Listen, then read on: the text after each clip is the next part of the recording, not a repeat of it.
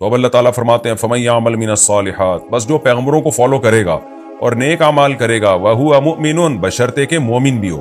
کافر کی نیکی اللہ کے ہاں قبول نہیں ہے۔ بار بار قرآن اس مضمون کو بہت وضاحت سے بیان کرتا ہے۔ اگرچہ ہمیں یہ بات طبعی طور پہ اچھی نہیں لگتی کہ ایک شخص اللہ پہ اگر ایمان نہیں لایا، پیغمبروں پہ ایمان نہیں لایا، تو اس کے اچھے عمل کا بدلہ اس کو کیوں نہیں مل رہا؟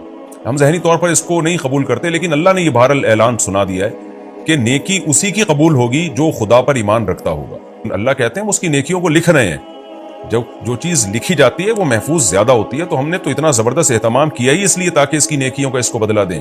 اور اللہ فرماتے ہیں یہ جو ہم نے پچھلی بستیاں ہلاک کر دی ہے نا، یعنی اب اس میں دھمکی ہے کہ وہ بستیاں دوبارہ نہیں لوٹتی ہیں اور دوبارہ اس کو پھر مہلت نہیں ملتی۔ تو اہل مکہ کو اور لوگوں کو بھی اس سے عبرت حاصل کرنی چاہیے۔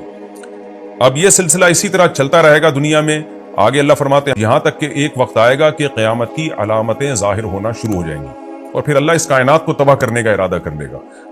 قیامت کی ہولناکیوں میں جو پہلی ہولناکی ہوگی، اذا فتحت یاجوج و ماجوج، یعنی قیامت کے جو آثار شروع ہو جائیں گے، تو یہاں تک کہ یاجوج اور ماجوج کو کھول دیا جائے گا۔ یعنی اس آیت میں اصل میں یہ طرز اختیار کیا گیا ہے کلام اللہ میں کہ لوگ دنیا میں مست ہیں، غفلت میں ہیں، پیغمبر جب دنیا میں آئے تو ان کو فالو کیا، بالآخر پھر پیغمبروں کی تعلیمات سے ہٹتے چلے گئے تو اللہ کہتے ہیں جیسے میں نے پہلے بستیوں کو ہلاک کیا ہے نا، تو میں اس زمین کو بھی تباہ و برباد کروں گا، پوری زمین کو ہلاک کر دوں گا میں۔ لیکن اس ہلاکت کے آثار شروع کہاں سے ہوں گے؟ اس کے آثار میں ایک بہت بڑی نشانی ہوگی یاجوج اور ماجوج کا نکلنا۔